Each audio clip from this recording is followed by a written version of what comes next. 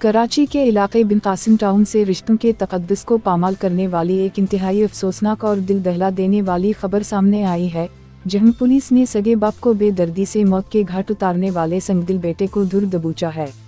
मुल्जिम आतिफ वल्द लुत्फ अली ने पुलिस हिरासत में दौरान तफ्तीश अपने घनाओने जुर्म का इतराफ़ भी कर लिया है।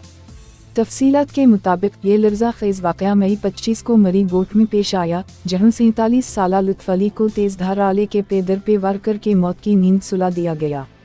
इस अंधे कत्ल का फौरी नोटिस लेते हुए senior superintendent of police Malir doctor Abdullah Khaliq ने मुल्जिम की फौरी गिरफ्तारी के अहकामात जारी किए,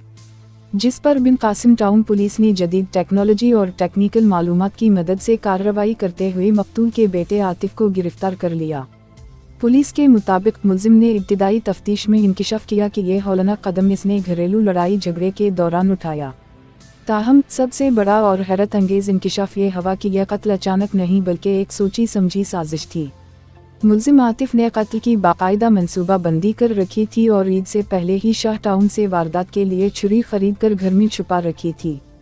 अफसोसनाक बात यह है कि वाक़ये के वक्त मकतूल वालिद ने खूनखार बेटे के सामने अपनी जान बचाने और उसे रोकने की हर मुमकिन कोशिश की, लेकिन आतिफ पर खून सवार था, जिसने रहम की तमाम अपीलें रद्द करते हुए अपने ही बाप पर छुरियां बरसा दी।